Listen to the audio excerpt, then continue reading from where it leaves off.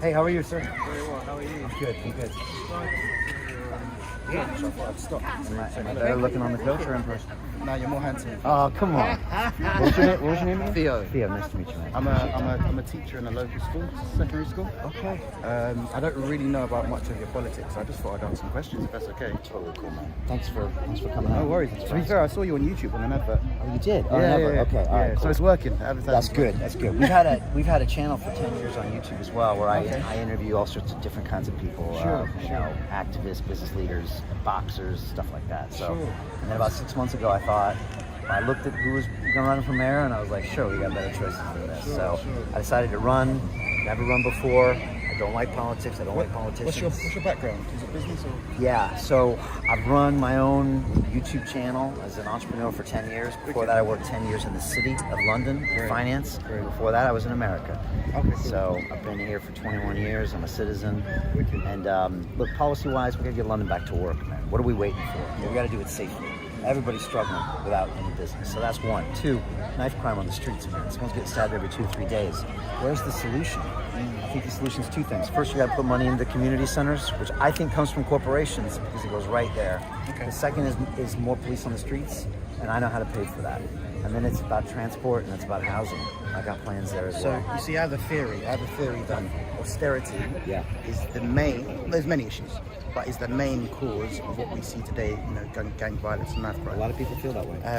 You know, you got to provide food for your family. You got to put food on the table. If you're a working class family, you're at home. Sorry, you're at work, working maybe 10, 11, 12 hours a day, and therefore maybe can't have the supervision of your kids. So it's big. It's bigger than you, and I get that. But my thing is, there's all this chat about, you know, actually it might be an issue with schools, it might be an issue with parents, but how do we clamp down on these things? How do we?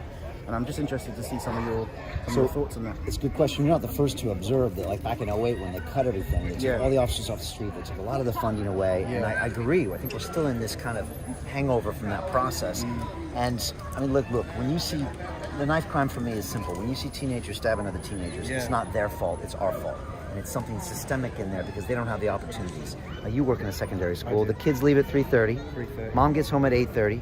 Yeah. So what are they doing for those 5 hours? Exactly. And what do they see with the gangs? They see opportunity, big money. Now, in the long run, it's a fool's game because in the long run, it doesn't pay off. But in the short run, it looks good and they got no other options. So I thought to myself, I mentored a kid for a year in Hackney when I was about 15 years ago. And just me being in his life made a huge difference. So I thought, how can you get money to community centers, properly fund them with a lot of money? I come from a business background. And I thought, why don't you call up the big corporations that are making money in London right now, Amazon, Uber, HSBC, Barclays, and say, guess what? I got a win for you.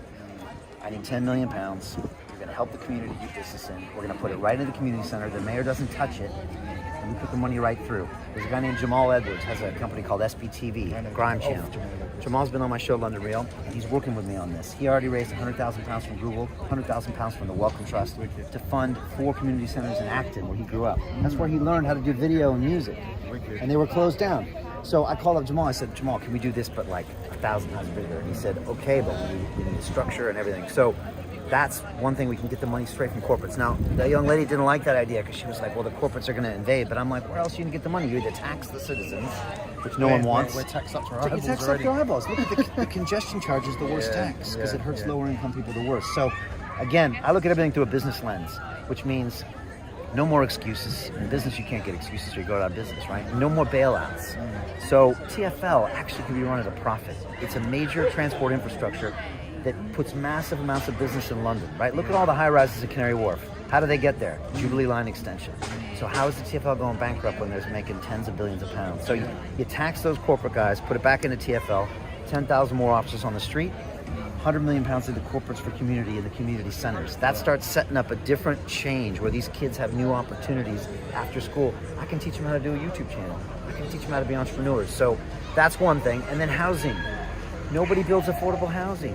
The mayor promised 400,000 new homes. He's built 12,000 new homes. So stay with me here. TfL is sitting on 5,700 acres of land. It's the size of the borough of Camden. They're not doing anything with it. We can build homes right on that land right now. It's called modular homes. You actually design them in a computer, They get manufactured in a plant. They bring it out and they construct them on site. They're beautiful homes.